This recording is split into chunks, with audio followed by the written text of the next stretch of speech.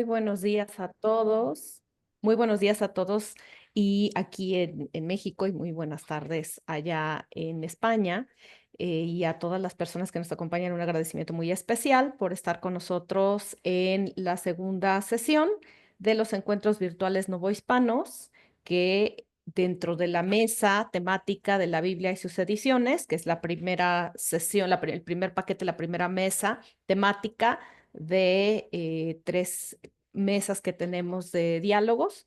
Y esta es nuestra segunda participación y tenemos con nosotros a la doctora Berenice Alcántara Rojas, a quien voy a presentar para que le pueda conceder la palabra y nos haga favor de compartirnos su ponencia, que lleva por título La traducción de textos bíblicos y litúrgicos al náhuatl en el siglo XVI, el caso de la epístola Evangelia y la Salmodia Cristiana.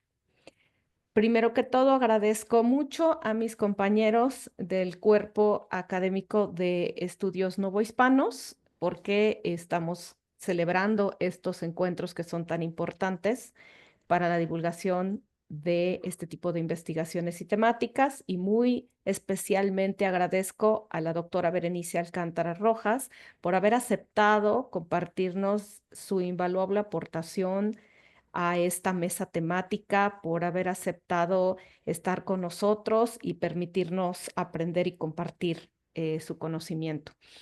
Voy a presentarla para poder otorgarle la palabra, doctora. La doctora Berenice Alcántara Rojas es historiadora y doctora en estudios mesoamericanos por la Universidad Nacional Autónoma de México.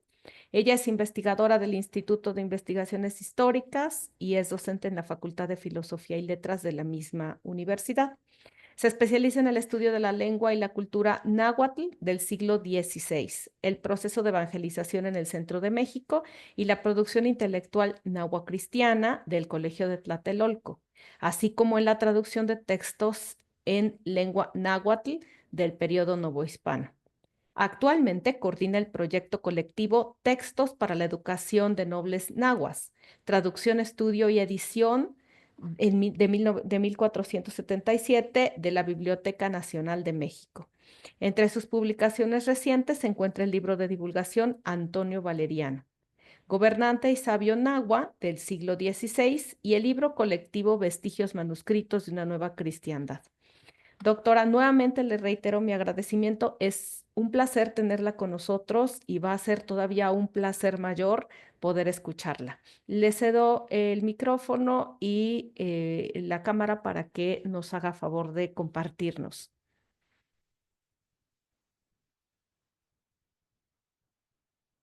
Tiene apagado su micrófono. Buenos días, pues quiero agradecer la invitación a la doctora Angélica y a todo este grupo de trabajo, y quiero agradecerle el interés de todos ustedes pues por escuchar sobre estos temas a los que yo me dedico a trabajar, y en este caso pues que tiene que ver con estas traducciones de textos litúrgicos. Voy a compartir mi pantalla.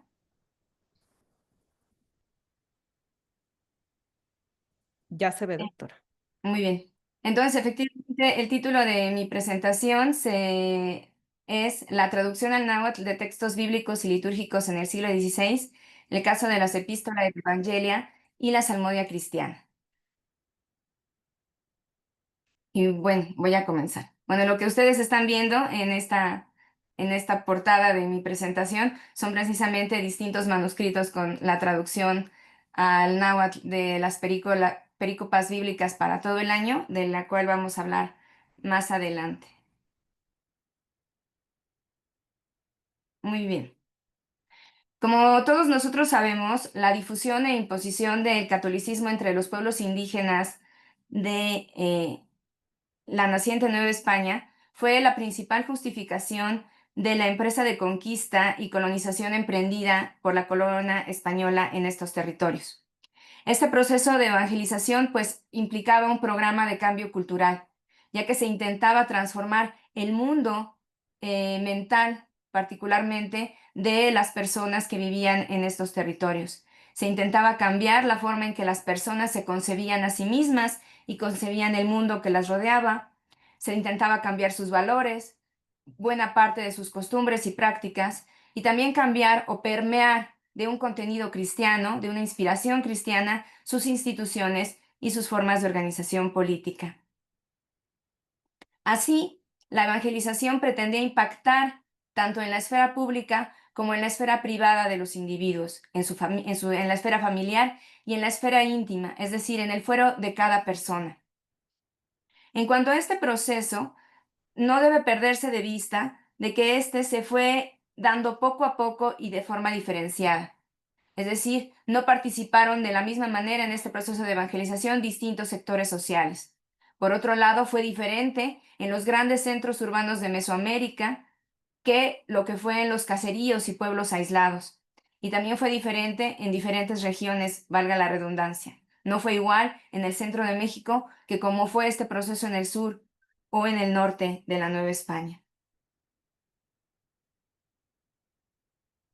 Uno de los pilares del proyecto de evangelización que comenzaron a implementar los franciscanos en la Nueva España fue un proyecto educativo que se basó en la fundación de distintos tipos de escuelas para atender precisamente distintas esferas de la evangelización. Así, ellos fundaron escuelas de doctrina para impartir los elementos básicos del catecismo al grueso de la población. Ellos fundaron también escuelas de artes mecánicas como San José de los Naturales, donde se adiestraron a jóvenes artesanos y artistas en las llamadas artes mecánicas, y fundaron el Colegio de Santa Cruz de Tlatelolco para impartir latinidad y artes liberales a los miembros de las élites indígenas. Este proyecto tenía la finalidad formar cuerpos de laicos que pudieran fungir como mediadores y colaboradores de los frailes.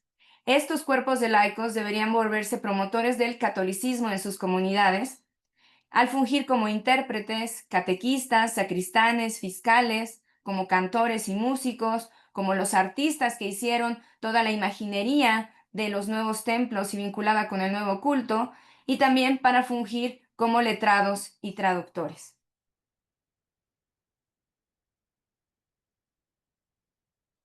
En 1536 se fundó en la Nueva España por iniciativa del Orden Franciscana y con el aval del rey, y en este caso del virrey Antonio de Mendoza en su representación, se fundó el Colegio de la Santa Cruz de Tlatelolco.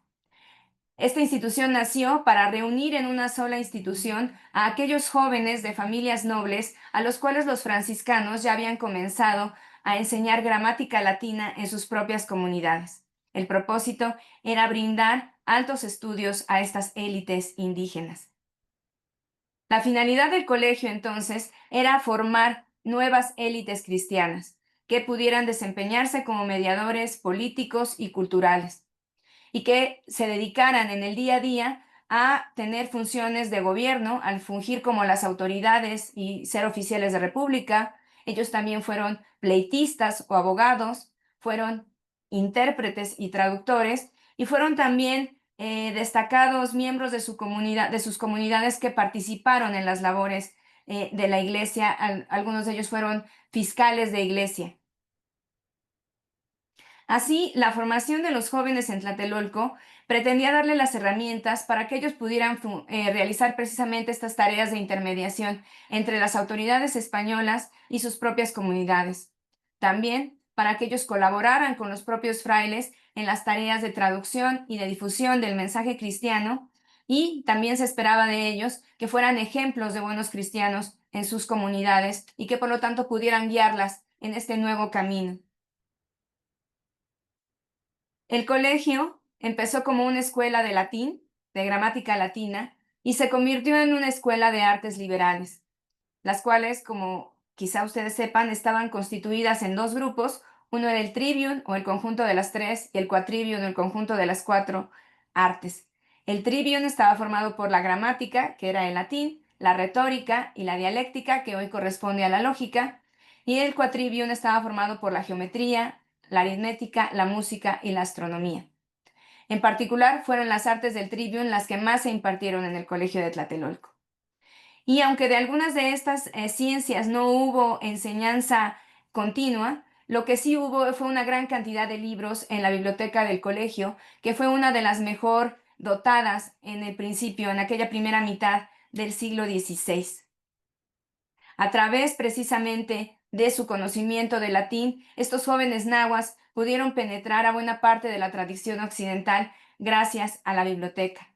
En la biblioteca del colegio estuvieron las obras de los principales gramáticos, retóricos y filósofos grecolatinos, estuvieron obras de los padres de la Iglesia, de filósofos medievales y particularmente de pensadores humanistas, que es, digamos, el espíritu con el que nace el colegio. Además, dentro del colegio se cultivó algo a lo que se ha dado en llamar la retórica náhuatl, es decir, el uso de una variante del náhuatl, que era el náhuatl de los nobles, llamado tecpilatoli, para producir textos que fueran bellos desde la perspectiva de los pueblos nahuas y que en ese sentido pudieran ser más atractivos a la población indígena.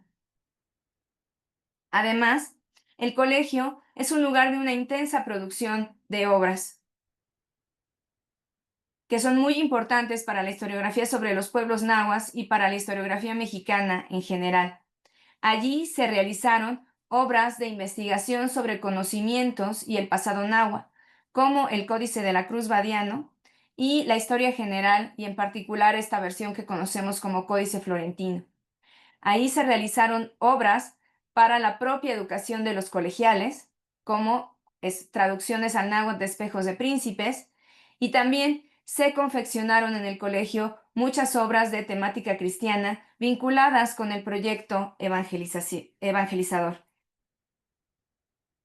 Estas obras de temática cristiana fueron creadas para satisfacer las necesidades de la evangelización y las hubo principalmente de dos tipos. En primer lugar, obras de carácter lingüístico, entre las que se cuentan las artes y los vocabularios, con las cuales se intentaba ayudar a los evangelizadores y al resto de los predicadores a que adquirieran conocimiento sobre la lengua náhuatl para que pudieran comunicar en ella el mensaje cristiano. Y por el otro lado, textos de literatura doctrinal, como una gran cantidad de sermones, manuales de confesión, piezas teatrales, catecismos, tratados devotos, cánticos y la traducción al náhuatl de las lecturas bíblicas para todo el año.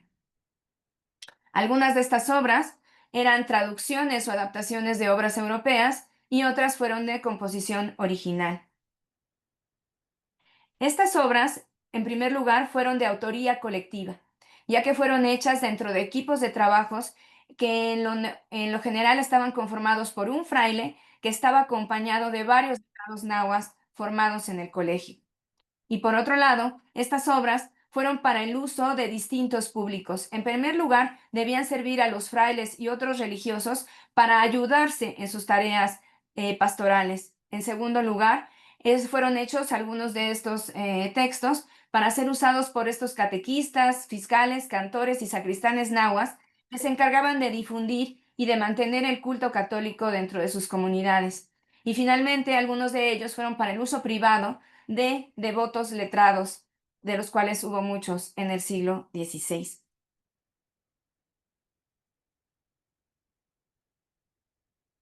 Entre los proyectos de traducción que se emprendieron en el Colegio de Tlatelolco estuvo la traducción de las perícopas o lecturas correspondientes a los evangelios y epístolas para todo el año. Debe recordarse que la llegada de los franciscanos a la Nueva España es contemporánea de varios proyectos de traducción y difusión de textos bíblicos en lenguas vulgares en la propia Europa. Es decir, en España tenemos esta obra conocida como Evangelios y Epístolas para todo el año, atribuida a Ambrosio Montesinos, que es una traducción al castellano de las perícopas acompañada de sus sermones, y también tenemos el proyecto de la Biblia Políglota Complutense. Y por supuesto, también este inicio de la evangelización coincide con el inicio de la Reforma Luterana, que va a llevar posteriormente a que este tipo de traducciones sean vigiladas y en algunos casos prohibidas.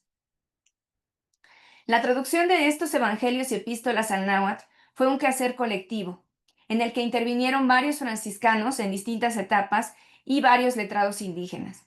Entre los franciscanos que se ha mencionado que están de alguna manera relacionados con esta traducción están Arnaldo Basacho, Luis Rodríguez, Bernardino de Sahagún y Alonso de Molina. y más o menos esta traducción estuvo acabada para mediados del siglo XVI, es decir, para inicios de la década de 1550.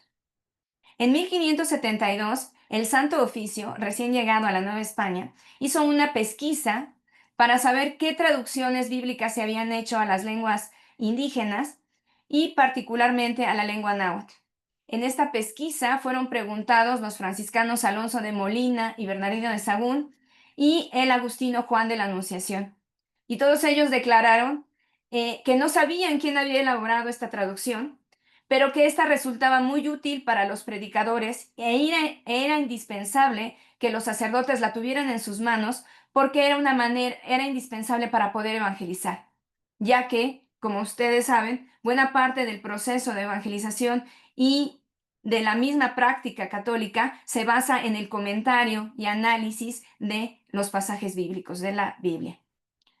Entonces, bueno, recordar que ninguno de estos frailes se atribuyó esta traducción y que el único que lo hizo fue uno de los letrados nahuas del colegio, don Pablo Nazario de Jaltoca, que fue catedrático y rector del colegio, afirmó en varias cartas que le dirigió Felipe II que él fue el principal autor de dicha traducción. Esta traducción de las perícopas bíblicas se agrupó en 4 conjuntos principales: la traducción de los evangelios y epístolas para los domingos, la traducción de los evangelios y epístolas para los días de fiesta, para los días entre semana o ferias y para los días comunes. Y en algunos manuscritos hay algunos otros ciclos como este de epístolas y evangelios para los días de entre semana de Cuaresma, etcétera, ¿no? Aquí conviene recordar que estas perícopas no eran toda la lectura de un capítulo bíblico, sino solamente un pasaje que hoy equivaldría más o menos a una media cuartilla, que era el contenido principal que se leía cada día y a partir del cual se tenía que predicar y elaborar sermones y otros materiales de predicación. Esta traducción de las perícopas bíblicas al náhuatl fue muy usada, difundida y preservada. Hoy día se conservan alrededor de 30 manuscritos del siglo XVI en las que se recoge de forma íntegra o parcial esta traducción. Es decir, contamos manuscritos en los que aparecen estos 4 conjuntos que ya mencioné, otros manuscritos en los que solo aparece uno o dos, y manuscritos en los que quedan algunos fragmentos de esta traducción. Asimismo, entre estos manuscritos los tenemos aquellos que fueron copias simples, como este manuscrito que está en la Biblioteca Nacional de Francia, o copias de lujo, como algunos de los que ya les he mostrado, y estos folios que dan cuenta de otros manuscritos que ya no se conservan y que están en la Biblioteca Nacional de México. A nivel de la copia, estas copias son copias anónimas. No se sabe cuál fue el nombre de los escribanos que las ejecutaron, salvo en un caso, en un manuscrito que está en la Biblioteca Nacional de México, donde en una de sus guardas dice: se hizo este papel de dominicas y ferias, se terminó en el mes de marzo, siendo el 15º día y el año de 1561. Lo escribí yo, Juan Valera. Por desgracia, no sabemos quién es este Juan Valera, escribano. Esta traducción de las perícopas no fue creada para ser leída tal cual a los pueblos nahuas, sino que fue creada para servir a los predicadores, quienes debían elaborar sus sermones a partir de estas lecturas bíblicas, ya que, como ustedes saben, el sermón es un género que se basa precisamente en el comentario de la lectura bíblica del día, y para seguir y en la argumentación que se construye en los sermones, también se utilizan otras citas bíblicas secundarias para ir reforzando los contenidos que los predicadores quieren decir, ¿no? Algunos predicadores, como es común, decían sus sermones al vuelo, es decir, los iban improvisando en el momento, mientras que otros seguían sermones previamente escritos por ellos mismos o por otros religiosos, en este caso, más avesados en la lengua náhuatl o en materia teológica. Del siglo XVI se conservan más de 1500 sermones en lengua náhuatl, algunos de ellos en manuscritos y algunos de ellos llegaron a la imprenta. Uno de los aspectos más notables de esta traducción de las perícopas es su relativa homogeneidad, es decir, entre una copia y otra no varía demasiado. Y la gran mayoría de los manuscritos recoge una misma traducción, aunque hay algunos que parece que recogen otra. Y en cada copia los escribas hicieron a veces mínimas correcciones o adecuaciones, ¿no? Por ejemplo, aquí tenemos un pequeño fragmento que es traducción de Romanos 11:12 y que en un manuscrito, bueno, el texto bíblico dice: tanto más que sabemos que el tiempo insta y que ya es hora de despertar de nuestro letargo, pues estamos más cerca de nuestra salud que cuando recibimos la fe. La noche ya está ya muy avanzada y va a llegar el día. Entonces, en el manuscrito de la Newberry Library tenemos por traducción: hermanos menores míos, ya saben ustedes que ya es el momento, la buena hora de despertarnos, de levantarnos. Ahora mismo ya viene estando nuestra liberación. No lo pensábamos así. Con ello ya salió la noche, amaneció. Mientras que en el manuscrito de Milán se puede leer: hermanos menores míos, ya saben ustedes que ya es el momento, la buena hora de despertarnos, de levantarnos. Ahora mismo ya está aquí nuestra liberación. No era así antiguamente, cuando apenas creíamos o cuando apenas comenzábamos a creer. Con ello ya salió la noche, amaneció. Entonces ustedes pueden ver precisamente la estabilidad de esta traducción y cómo en ciertos puntos que necesitaban mayor desarrollo, algunos escribas fueron añadiendo más, o incluso escribas en la colaboración con otros franciscanos. De esta traducción al náhuatl se conserva únicamente se ha hecho una sola traducción completa, que es una retraducción que llevó a cabo Bernardino Biondelli en el siglo XIX, donde las volvió a traducir al latín, por eso es una retraducción. Entonces, él tradujo del náhuatl al latín y por lo tanto se podría comparar su retrotraducción al latín con la Vulgata para ver qué tanto cambia. Pero bueno, y es un trabajo interesante que dio a conocer algunos de estos manuscritos. En particular se basa en un manuscrito que se encuentra en Milán, y él atribuyó esta traducción a Sagún y por eso publicó su obra como Evangeliarium Epistolarium Electionarium Aztecum Civi Mexicanum ex antiquo códice de Bernardino Biondelli, y está apoyado en Bernardino de Sagún, ¿no? Él lo dice. Y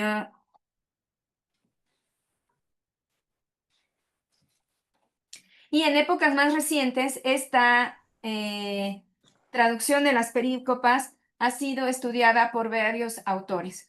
En primer lugar, ha sido estudiada por Jesús Bustamante García en su obra sobre Fray Bernardino de Sagún, y también ha sido estudiada parcialmente por Heréndira Telles Nieto, Andrew Lehr, Mario Alberto Sánchez Aguilera, Ben Lemmin, y recientemente está en proceso un trabajo de Bárbara Mundi y Ben Lemmin. Cabe resaltar que hasta el momento no contamos con ningún análisis y traducción completa de alguno de estos manuscritos en los que se recoge las perícopas. Es decir, contamos solamente con análisis o revisiones parciales. Por lo tanto, falta llevar a cabo algún estudio y traducción completa de alguno de estos manuscritos, y falta llevar a cabo un arduo proceso de comparación para poder filiar estas traducciones, para poder llegar a definir familias, es decir, los manuscritos que recogen una determinada traducción y los manuscritos que recogen otra, y en algunos casos para intentar definir un esquema código, es decir, qué copias vienen de otras copias. Es decir, este es todo un campo de estudio que está apenas en sus inicios y que esperemos que en los años futuros vea de muchos frutos. Por otra parte, también falta hacer comparación de las traducciones que aparecen en estos manuscritos con las traducciones que aparecen ya dentro de los sermones, para ver precisamente qué predicadores y qué sermonarios retoman qué traducción, o si esos predicadores llevaron a cabo sus propias traducciones de esos pasajes bíblicos que están integrando dentro de los sermones. Dentro de este gran corpus documental encontramos manuscritos en los que aparece la traducción de la perícopa del día seguida del sermón, del cual da cuenta, ¿no? Así tenemos este manuscrito en la Biblioteca Beinecke en Yale University y un manuscrito en la Universidad de Pensilvania y en la Hispanic Society de Nueva York, donde vienen las dos cosas en el mismo manuscrito, ¿no? Las pericopas y los sermones.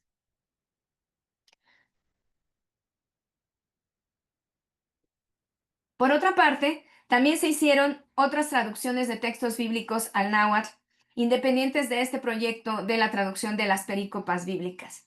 Entre ellas tenemos la traducción del libro de los Proverbios de Salomón, del cual se hizo también en el Colegio de Tlatelolco a mediados del siglo XVI. Se le atribuye a Luis Rodríguez y a su equipo de trabajo, y hoy se conservan 3 manuscritos que recogen esta traducción, al parecer con mínimas variaciones.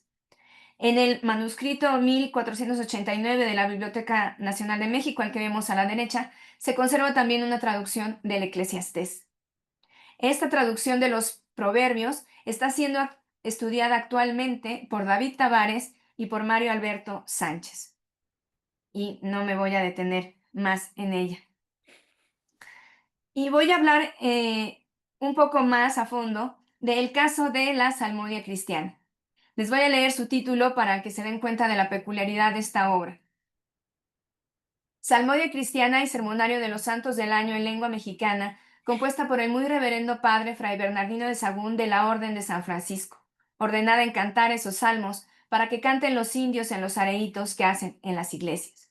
Es decir, es una obra a todas luces peculiar. Contiene una doctrina cristiana y 54 cantos en lengua náhuatl sobre la vida de Cristo y de sus santos que estaban hechos para ser ejecutados dentro de una práctica indígena que está de canto baile que seguía teniendo lugar dentro de las celebraciones o paralela a las celebraciones católicas. En esta obra se utilizaron diferentes fuentes, como lo vamos a ver, y fue hecha para poder ser utilizada por diferentes usuarios, es decir, para poder fungir como un catecismo, como un compendio de vidas de santos, y para poder ser ejecutada acompañada de canto y baile, y por lo tanto también apela a 2 esferas de praxis religiosa. Por un lado, el canto baile náhuatl, que es del cual, si bien se prohibieron algunos géneros vinculados con la antigua religión indígena, otros continuaron ejecutándose en el siglo XVI, además de que los franciscanos fomentaron la creación de estos nuevos cantares cristianos que debían seguir siendo bailados a la antigua usanza. Y por el otro lado también se halla emparentada con esta obra el canto litúrgico de la Iglesia Católica.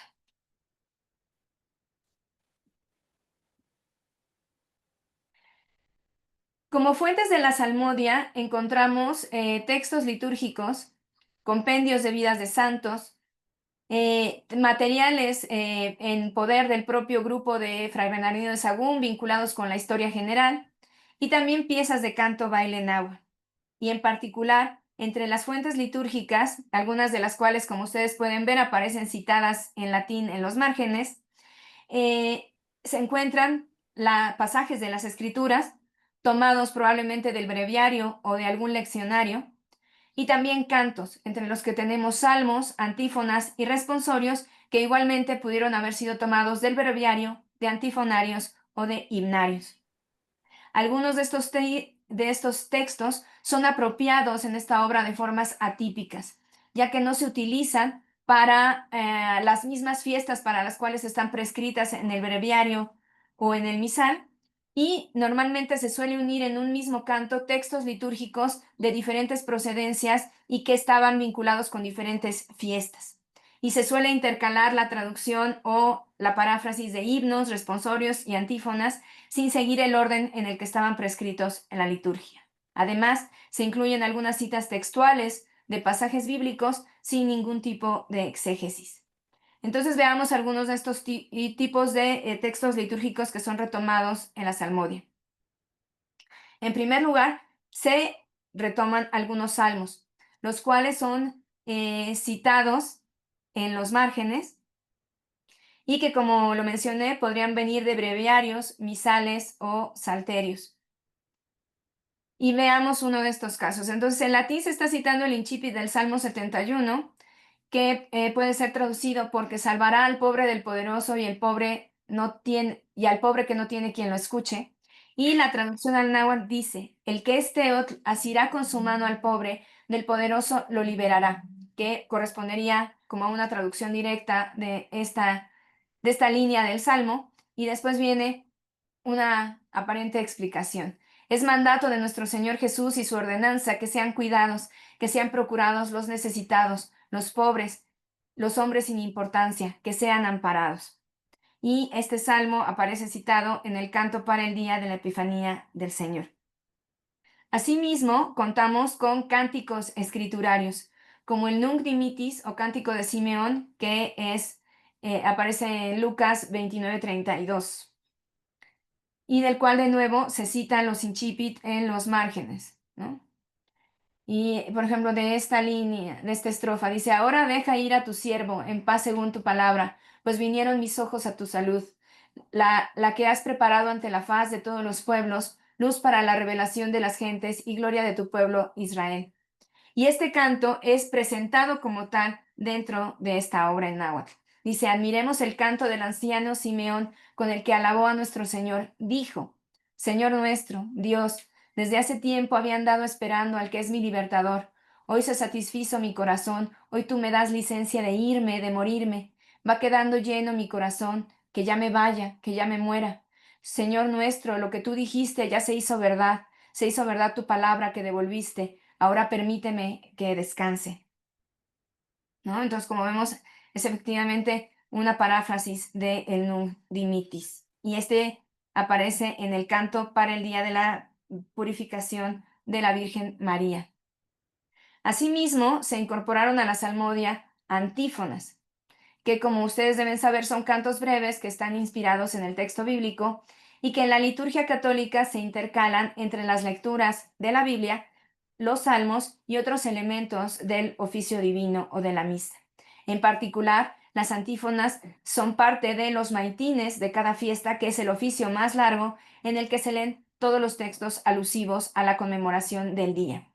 En la salmodia se usan antífonas y son puestas en cantos distintos al que les estaba prescrito, como ocurre en este caso con las antífonas de la O, que se conocen así porque todas empiezan con una O, y que estaban prescritas para el Adviento en la liturgia y que aquí son utilizadas dentro del canto para la Anunciación de María, porque bueno, están relacionadas con María y con el nacimiento de Cristo.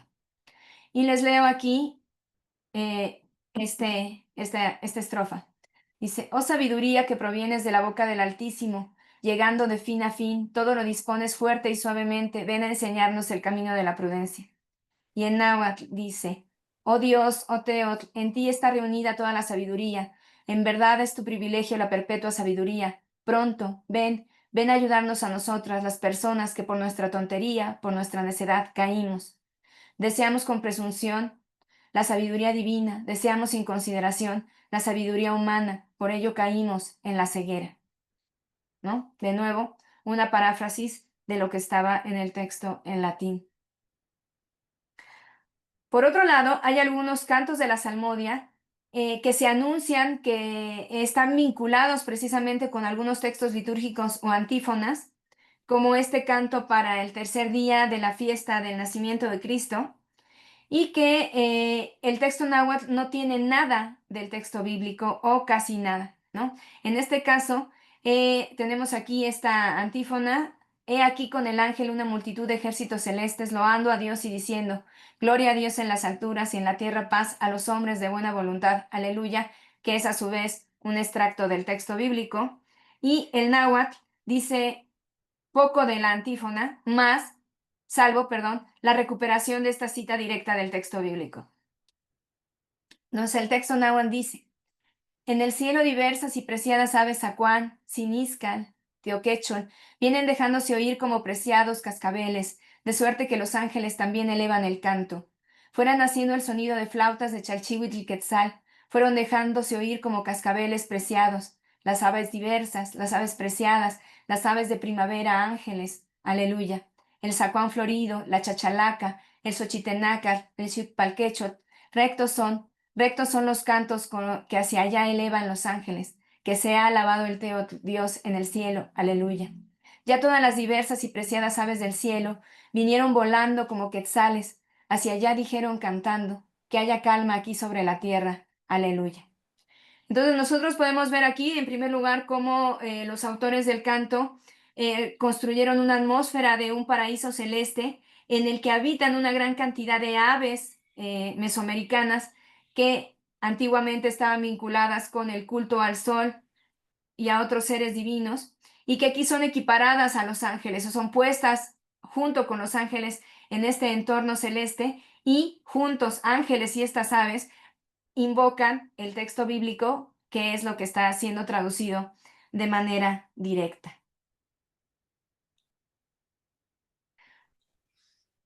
Por otro lado, hay otros textos bíblicos que aparecen en la Salmodia y que no todos ellos son anunciados ni en los márgenes o en el libro.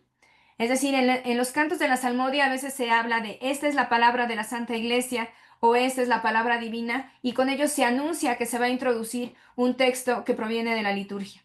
En otros se ponen estos incipit en los márgenes que permitían pues a los conocedores, tanto a los cantores como a los frailes, reconocer de dónde venían estos fragmentos, y en algunos otros cantos no aparecen estas citas en los márgenes.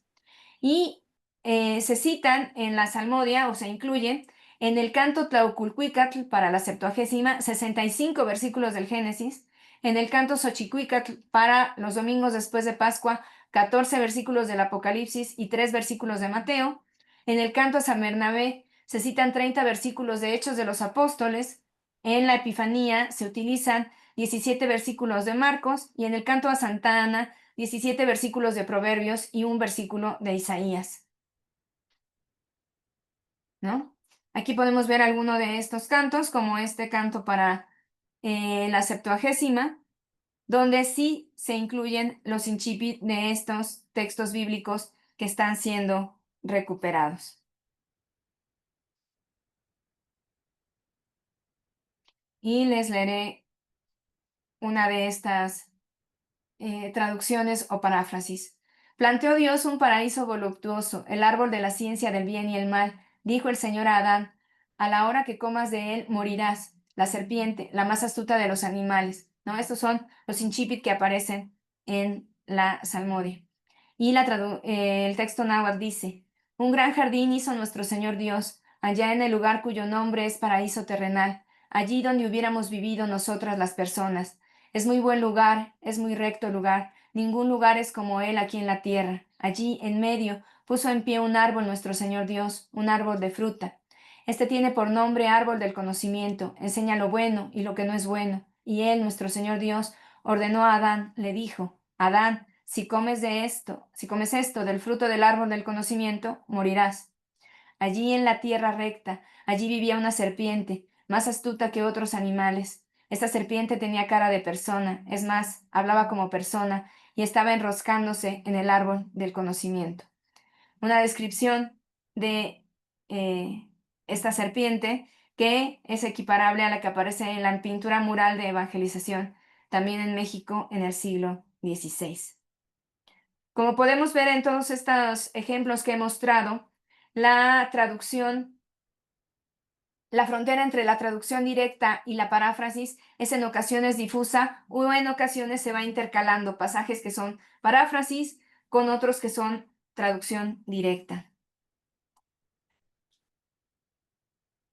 También aparecen en la Salmodia referencias bíblicas que no son citadas, como este pasaje del canto para el tercer día de la fiesta de la resurrección de nuestro Señor Jesucristo, en el que se recupera el tópico del Hortus Conclusus y de este encuentro de la amada con el amado, del alma con Dios, de María con Cristo, del cristiano con su iglesia, ¿no? Todo este tópico del esposo y la esposa que es principal en el catolicismo, y particularmente en este tópico del Urtus Conclusus.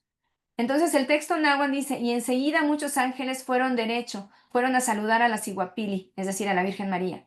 Luego con alegría le dijeron: Siguapili del cielo, mujer gobernante, alégrate, aleluya, que tu amado Hijo, aleluya, volvió a la vida, así como lo dijo, aleluya. Cuando escuchó esto la Siguapili del cielo, mucho se alegró, mucho se consoló, dijo: que venga el tlazopili a su jardín, a su huerto de flores, que coma sus frutos, su fruta. Palabras que son una cita directa de el texto de Cantar de los Cantares 5.1, que dice, venga mi amado a su huerto y coma los frutos de sus árboles. ¿No? Entonces podemos ver cómo se recupera este texto bíblico aún sin estarlo anunciando o destacando como tal. Finalmente aparecen en la Salmodia una buena cantidad de referencias vinculadas al simbolismo tipológico, es decir, donde se establece una equivalencia entre pasajes del Antiguo y del Nuevo Testamento, como en este caso una concordancia tipológica que está inspirada en Génesis 37:50 y está en el canto para el día de San José, ¿no? Y este José, el patriarca, en ella vivió, guardó la sinagoga. Era hijo de Jacob y con aborrecimiento fue llevado allá a Egipto. Y este José, el que pertenece a la Santa Iglesia, también su padre fue de nombre Jacob, y debido a que nuestro Señor Jesucristo fue aborrecido, también se fue a Egipto, ¿no? Entonces se está estableciendo esta equivalencia entre José, el del Antiguo Testamento, y José, el padre putativo de Jesús, ¿no? Y concordancias tipológicas de este tipo aparecen al menos en 10 cantos de la Salmodia. Voy concluyendo para atenerme a los tiempos. La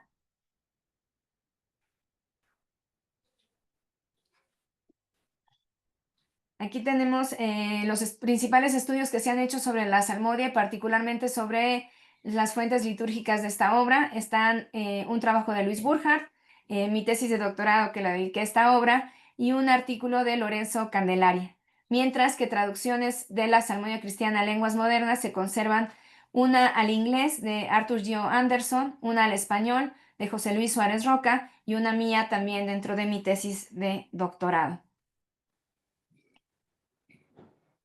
Los cantos de la salmodia, aquí les pongo otro, podrían ser entendidos de alguna manera como mezclas eclécticas, porque en ellos se hizo coincidir una gran cantidad de fuentes textuales, se utilizaron distintos estilos de discurso, se enfatizaron ciertos tópicos y se utilizaron elementos, algunos de origen nativo y otros de origen europeo, como algunos les habrán llamado la atención al ver estos ejemplos. No obstante, uno de los resultados de mi análisis es que los autores de la Salmodia no lo mezclaron todo de manera imprudente, ¿no? O completamente ecléctica, sino que decidieron qué era lo que iban a ocupar. Es decir, al enfrentarse a cada canto, ellos decidieron qué tópico iban a resaltar y en función de ese tópico, ellos decidieron qué elementos y qué textos iban a retomar para llevar a cabo la confección de cada uno de estos cantos que aparecen en esta obra, ¿no? Lo cual es algo muy importante. Y bueno, esto es a grandes rasgos un panorama muy rápido de lo que les quería compartir sobre estas traducciones de textos bíblicos y litúrgicos como una manera pues para comenzar la discusión al respecto. Y no me queda sino invitarlos a que consulten los resultados de uno de los proyectos de investigación que he coordinado, llamado Sermones en Mexicano, en el que hemos estudiado varios de estos sermones en lengua náhuatl. Hemos publicado varias traducciones de estos sermones y también un catálogo donde se describen sermones de varios manuscritos. Entonces espero pues que sea de su interés. Muchas gracias.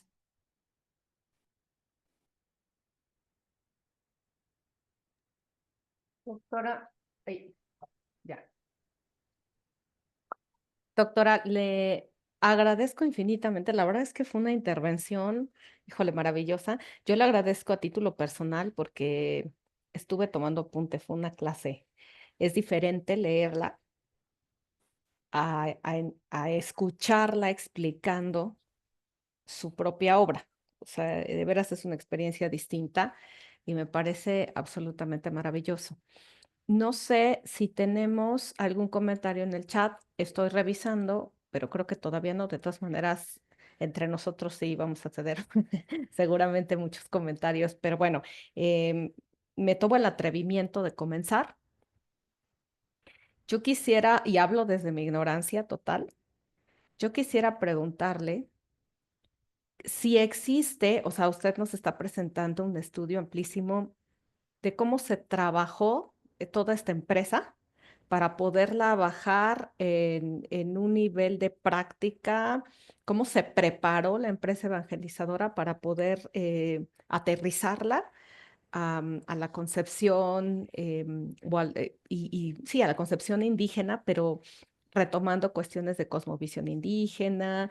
Y me parece que esto fue un aparato de diseño muy pensado de manera preliminar, o sea, no, por lo que usted está comentándonos, no era una cuestión completamente al azar, no llegaban de manera arbitraria un día y seleccionaban, sino que me parece que había un aparato de trabajo preliminar. ¿Es así?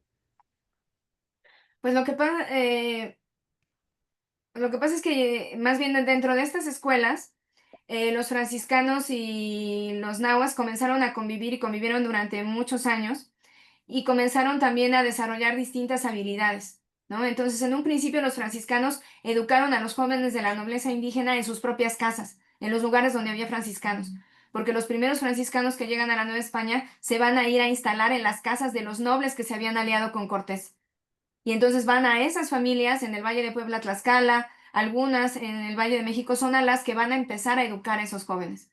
Y como van a ver, como ellos mismos lo dicen, el avance que tienen estos jóvenes y lo vital que son para que los frailes puedan comunicar el cristianismo, ya que son los primeros intérpretes, y también los comienzan a ayudar a alfabetizar la lengua náhuatl y a comenzar a traducir textos en ella, que toman la decisión de conformar un colegio pues plenamente constituido y con permiso del rey y que de alguna manera retoma el modelo de los colegios menores españoles que impartían estudios a nivel bachillerato, lo que hoy correspondería a nivel bachillerato, precisamente para continuar preparando a estos jóvenes en la creación de estos textos junto con ellos y también para que pudieran fungir tareas de intermediación política, que es la principal área en la que se van a desempeñar los egresados del colegio. Es decir, la mayoría de estos jóvenes al salir de esta escuela se van a dedicar a tener funciones de gobierno al frente de sus comunidades y algunos de ellos, algunos pocos, se van a quedar en el colegio o van a continuar asociados al colegio como profesores y allí van a colaborar con los franciscanos en la creación de todas estas obras. Entonces, efectivamente hay un proyecto para la formación de estos colaboradores que es lo que va a permitir que se difunda el catolicismo en la Nueva España. Es decir, los frailes siempre van a ser muy pocos, de todas las órdenes y en todas partes. Son todos estos colaboradores nahuas en distintos niveles, desde el alto colaborador que está traduciendo la Biblia, ¿no? Hasta el catequista que está en un caserío. En todos los niveles va a haber estos colaboradores indígenas que van a estar transmitiendo el cristianismo en la medida de sus posibilidades y de sus conocimientos, por lo cual tampoco va a ser el mismo mensaje el que va a llegar a todos. Y eso es algo en lo que me gustaría insistir. Es decir, el mensaje cristiano va a llegar a los nahuas de manera muy diversificada. En primer lugar, por quién les está dando esa información. El fraile, un alto, no, un alto intelectual, un catequista que sabe leer más o menos, ¿no?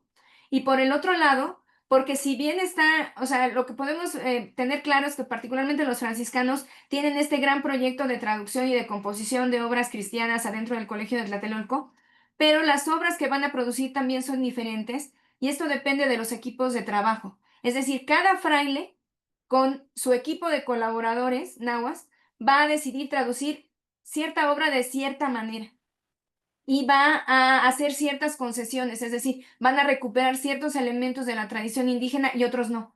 Y otro grupo que está trabajando imaginariamente en el salón de junto, ¿no?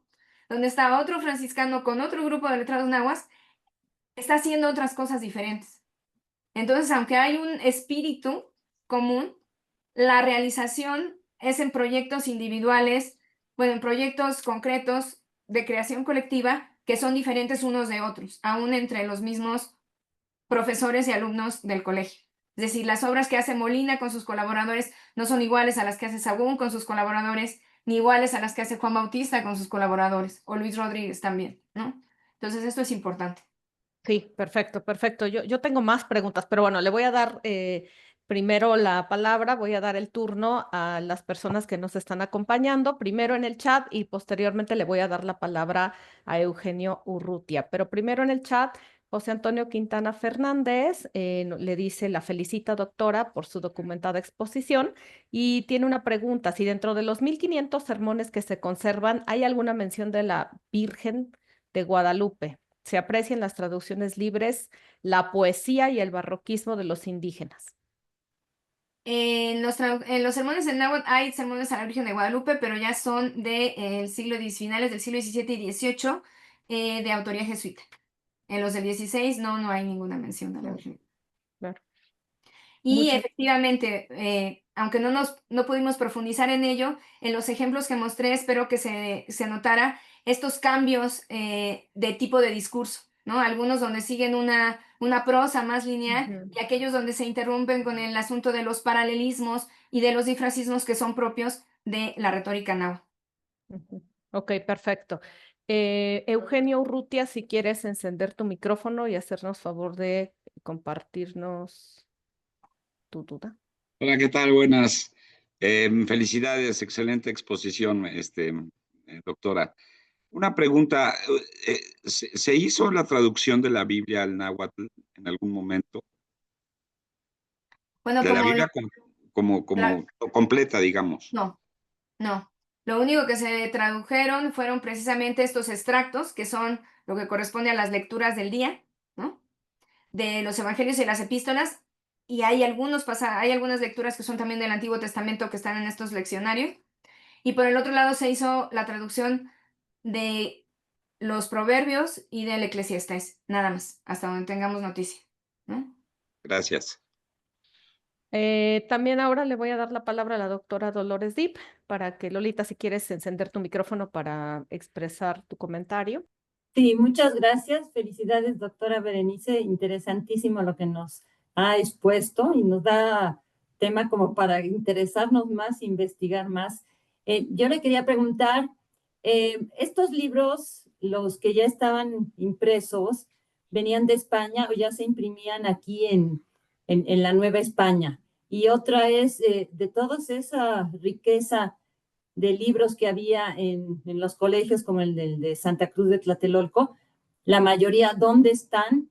Y cómo es que, bueno, ya sabemos que están en Estados Unidos, en otros lugares, ¿no? Estos tesoros.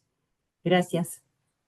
Bueno, efectivamente, la mayoría del acervo de la biblioteca del colegio venía de España, bueno, venía de Europa. Y una de las cosas que se debe resaltar es que es una biblioteca que estaba, pues, actualizada. Es decir, que las mismas obras que se estaban leyendo en España se traen para que se lean adentro del colegio, ¿no? Además de los clásicos que nosotros podríamos llamar, o sea, los clásicos de la religión católica y los clásicos también grecolatinos.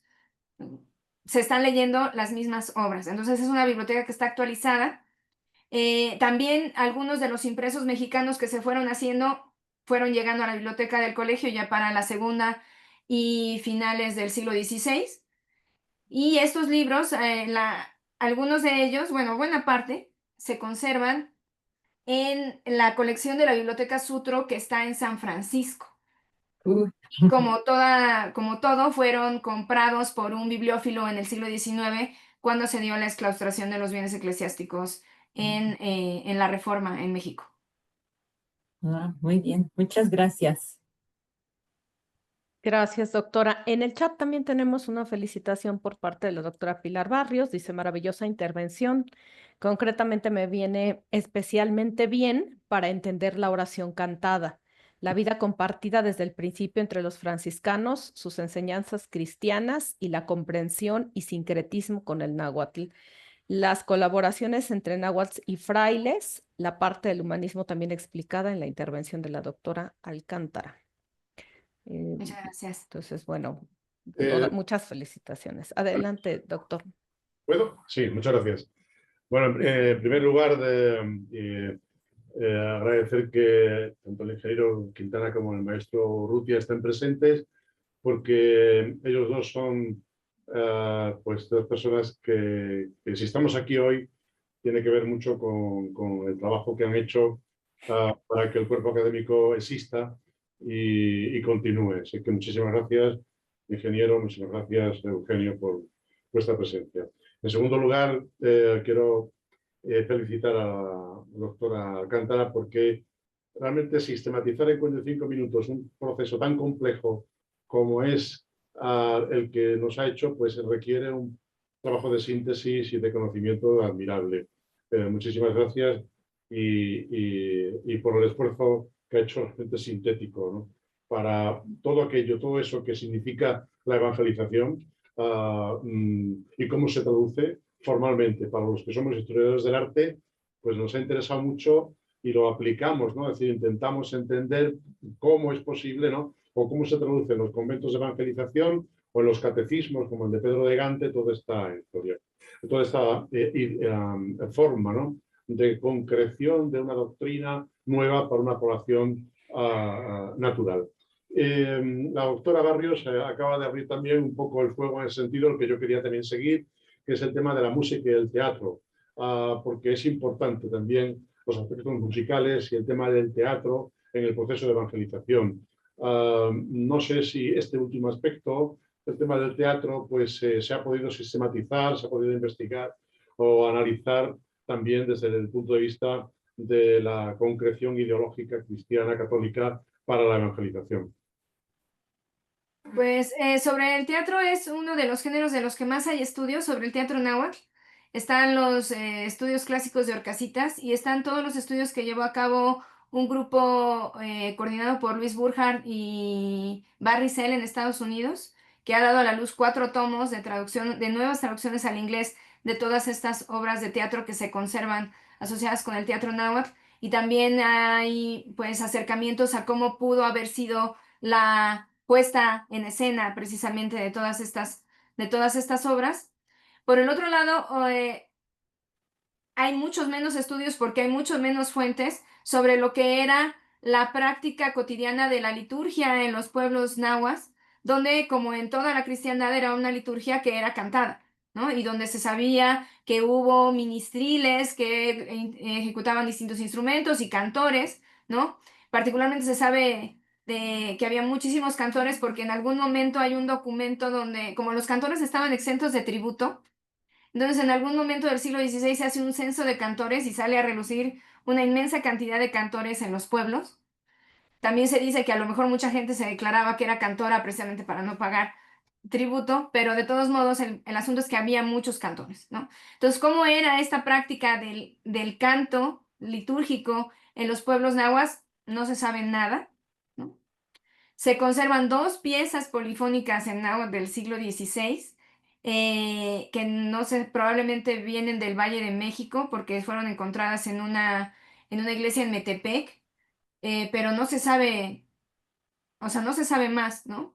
Y por otro lado, estaba, yo considero que es muy importante tratar de acercarse como a los días de fiesta, ¿no? Un poco retomando esas descripciones de Motolinía y de ver todas las cosas que pasaban en un día de fiesta. Es decir, porque en un día de fiesta había tanto rezos del oficio como la misa de acorde a la liturgia católica. Al mismo tiempo afuera había una de estas danzas de canto-baile al uso indígena, había un palo volador, luego había una procesión. Luego había una obra de teatro, ¿no? Había pequeñas estampas o ejemplos, como también las llamaban los franciscanos.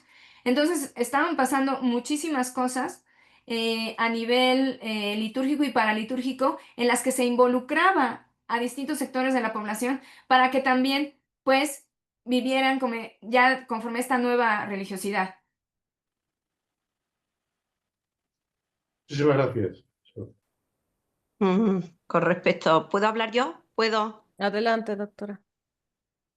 Doctora Berenice, yo en algún momento se habla de esas obras de teatro que son autosacramentales en el Corpus Christi, en la Navidad, en los Reyes. Aquí de pronto podemos abrir hipótesis incluso para seguir investigando, porque a mí me interesa mucho también, pues cuando se inicia todo el tema del canto gregoriano, allí que si se llevan los primeros tratados, aquellos del extremeño, por ejemplo, Domingo Marcos Durán, Luz Bella, que estamos buscando porque hay poquísimos tratados en el mundo y era muy fácil que los franciscanos los llevaran. Sobre todo Luz Bella, que eran 12 páginas solo. y entonces era el canto gregoriano, todo lo que era la práctica del canto gregoriano y la oración cantada, y luego ya, bueno, pues él mismo introduce también la polifonía en la súmula de canto de órgano. Entonces, bueno, pues como que es muy interesante, muy bonito aquí que podamos de pronto, cómo nos coordinamos para ir uniendo de pronto unas manifestaciones y otras. Sí, sobre lo último, pues lo poco que sabemos de cómo era esta liturgia en los pueblos nahuas, pues los franciscanos dicen que había las dos cosas, o sea, igual que en la liturgia en esa época en España, Sí. es decir, que se intercalaba canto llano con canto de órgano, ¿no? Ya hay menciones de Motolinía de que precisamente estos colaboradores nahuas habían aprendido a pautar y a escribir canto llano y Maravilloso, canto de órgano, ¿no? Entonces se y sabe que maravilloso. interpretando las dos cosas. Ahora hay que, el cómo, ¿no? En los matices es lo que no sabemos, ¿no?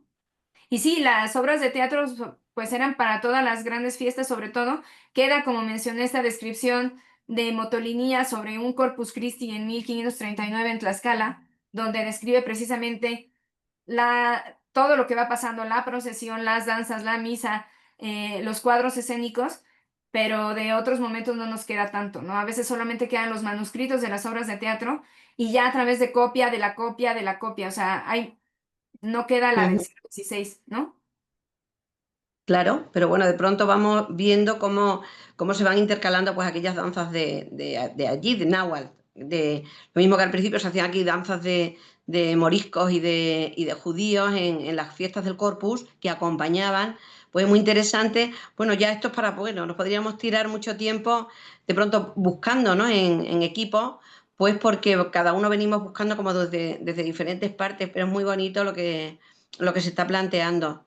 Muy bonito porque al final, hablando también de lo que estaba sucediendo en España en aquel momento, inmediatamente se integran allí en Puebla, se integra inmediatamente en lo que sería, bueno, pues con el náhuatl, pero por supuesto los franciscanos lo que iban era enseñando esa parte de oración que se quería, esa parte de liturgia, pero por supuesto con el respeto también y de la integración de, sobre todo, bueno, pues para que se les entendiera y para que se les aceptara de lo que sería también luego ya esa parte de náhuatl y bueno.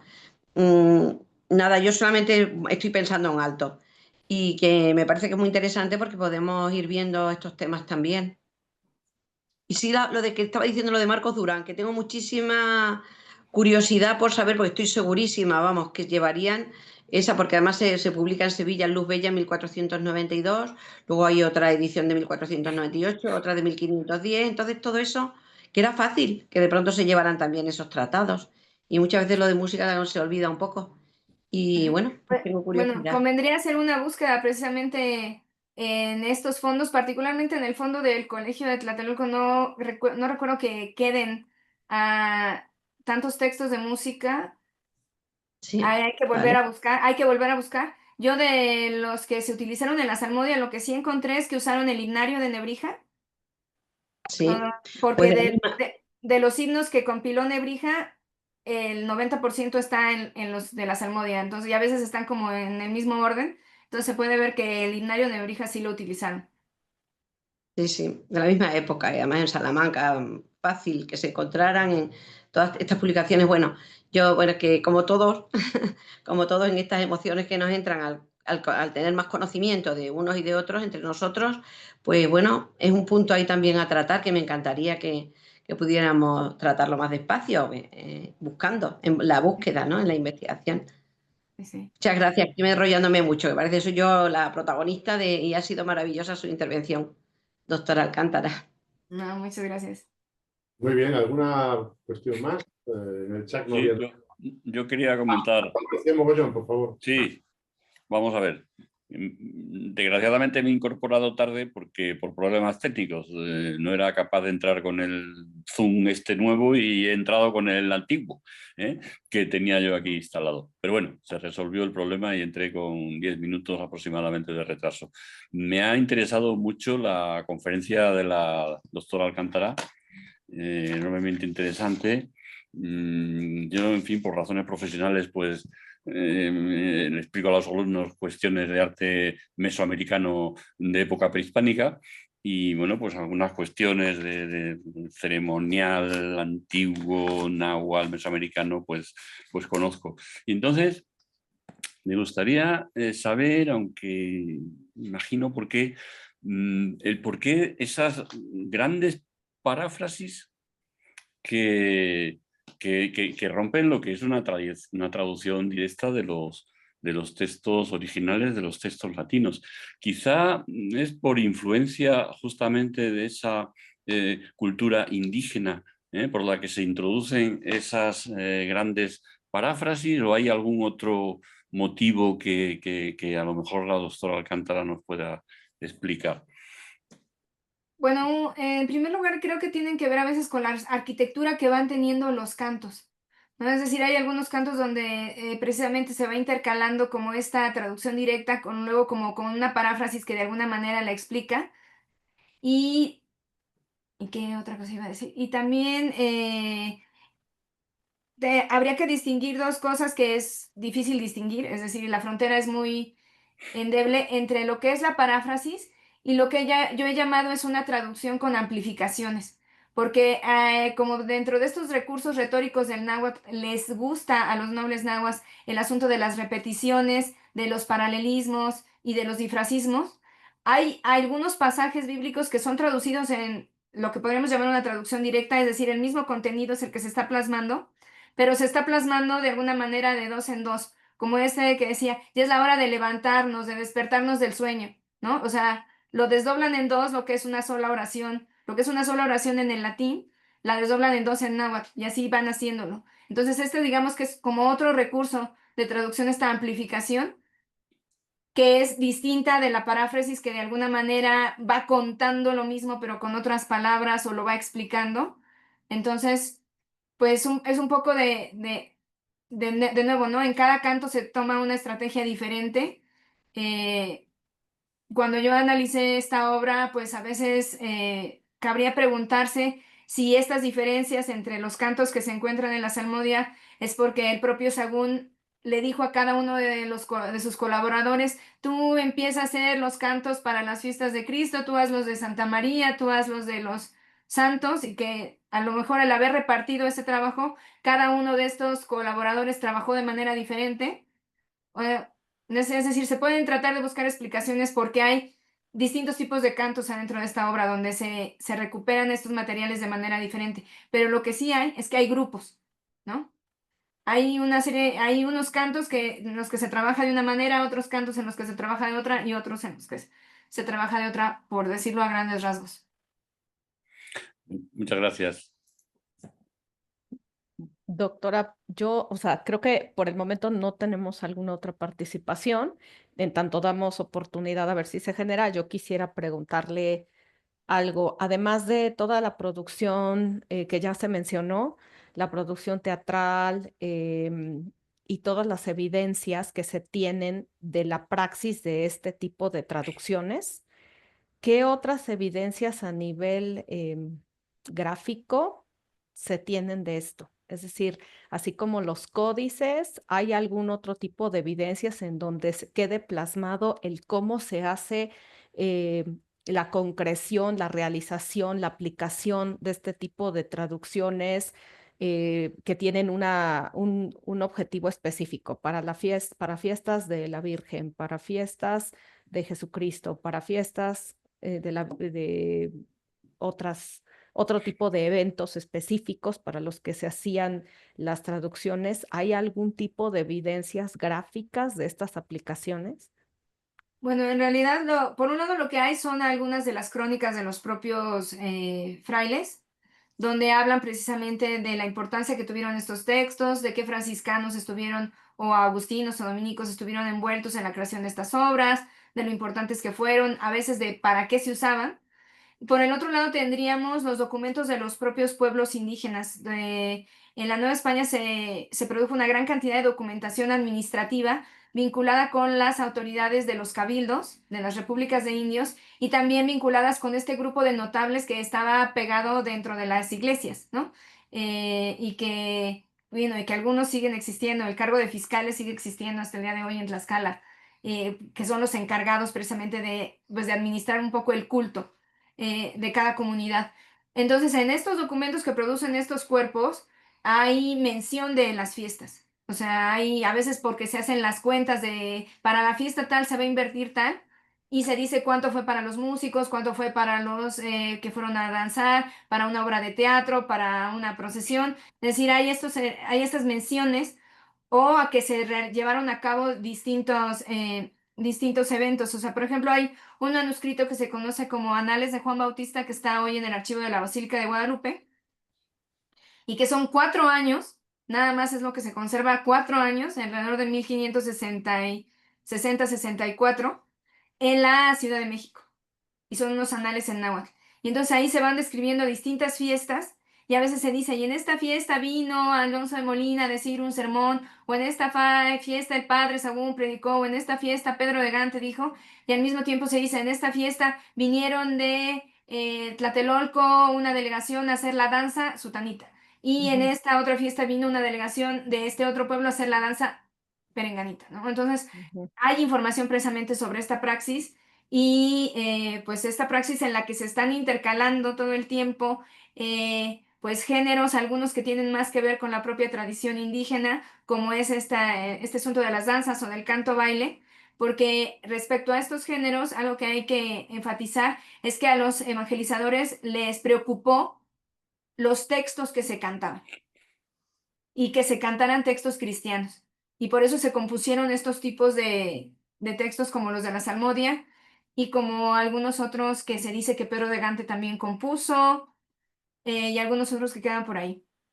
Pero el resto de la praxis, es decir, los vestuarios, las coreografías, todo eso era dejado a los practicantes que venían de una tradición prehispánica. Entonces es también, pues, es un género que está de alguna manera muy apegado a esta antigua tradición, junto con nuevos géneros, incluso también nuevos géneros de danza, las danzas de moros y cristianos, que también entraron muy pronto a los pueblos indígenas, y otros géneros más inspirados en la tradición europea, como podrían ser algunas obras de teatro, ¿no? Y todo pasa, de nuevo, todo pasa el mismo, bueno, una cosa después de otra en las fiestas. Ok, doctora. Y de manera gráfica, es decir, dibujada, expresada de manera gráfica, ¿existe algo? Pues hay algunos pocos códices donde se ve precisamente que se están llevando a cabo algunas de estas danzas, particularmente uno conocido como Códice de Tlatelolco, que está en la biblioteca del Museo de Antropología. Ahí se ve a los frailes predicando, a los tlatelolcas precisamente en un evento de canto baile donde se conmemora la adhesión a Felipe II, la jura a Felipe II, se hace un gran canto baile y ahí vienen representados los gobernantes que están patrocinando este ritual y los danzantes están ahí. Y en algunos códices hay alguna que otra imagen vinculada con las fiestas y vinculadas con esta liturgia, pero son pocas en realidad. A nivel de imágenes son pocas. Ok, gracias, doctora. Adelante, doctor Eugenio. Tiene usted levantado la mano de nuevo, ¿verdad? Y gracias. Mencionó hace un momento que hay una traducción o hay traducciones de obras teatrales en los Estados Unidos al inglés. Sí. ¿Existen en español? A ver, lo digo por lo siguiente. Nosotros aquí en la UPAEP tenemos un grupo de teatro, no sé si como idea, ¿no? Tratar de llevar a escena algo de eso. Pero existe, están... Sí, existen particularmente las traducciones clásicas de Fernando Orcasitas, que están publicadas por la UNAM y se llaman Teatro Náhuatl. Son 2 volúmenes bastante gordos y yo he visto algunas veces se han representado estas obras por varias compañías. Yo una vez presencié la de El auto del juicio final en una producción bastante importante en la Ciudad de México y fue muy impresionante. Ok, gracias. Bien, pues no sé si alguien más quisiera participar con algún comentario o tenga alguna pregunta para la doctora Berenice Alcántara. Antes de que nos despidamos de ella, pues yo sugeriría aprovecharla porque la verdad es un lujo. Sé que no es que, bueno, si no hay ninguna intervención más, bueno, que no corresponde a la doctora Pérez Ramos hacerlo, pero yo quiero, antes de terminar, pues agradecerle a la doctora Alcántara nuevamente de su participación. Nos ha honrado con la misma y bueno, pues esperamos contar con ella en futuras ocasiones para que nos ilustre de nuevo con ese tema tan interesante. Muchísimas gracias, doctora. No, pues de nuevo, muchas gracias a ustedes por la invitación y por el interés. Pues bueno, a nombre de todos mis compañeros, doctora del Cuerpo Académico de Estudios Novohispanos, le agradezco de manera muy especial y a título personal ha sido una experiencia maravillosa porque yo sigo mucho su trabajo, admiro personalmente su investigación y bueno, me encuentro desarrollando poco a poco esa formación en mí, que es de un genuino interés desde hace mucho tiempo, pero que recientemente estoy comenzando. Entonces, quiero agradecerle. Ha sido un verdadero lujo tenerla entre nosotros, de verdad. Agradezco a nombre de todos y le vamos a compartir la liga de YouTube, como ya lo decía la doctora María Pía, para que nos haga el gran favor de difundirlo también entre sus contactos. Entonces, doctora, nuevamente le agradezco mucho. Ha sido una intervención maravillosa. Le envío un abrazo con mucho agradecimiento y afecto. Y bueno, agradezco a todos los asistentes y a todos mis compañeros del cuerpo académico. Y bueno, pues recordar nada más que nuestro evento apenas estamos en la segunda de las ponencias que tenemos programadas. La próxima es el 16 de octubre con el doctor Manuel Lázaro Pulido, por lo que yo los invito a que lo sigamos, a que nos conectemos a esa sesión en donde ya entramos en la segunda mesa de diálogo, que es el humanismo y humanistas entre dos mundos. También la tenemos de 10 a 12 horario mexicano y en España horario por la tarde, ¿no? De 6 a 8 aproximadamente. Entonces, pues bueno, nada, agradecer mucho.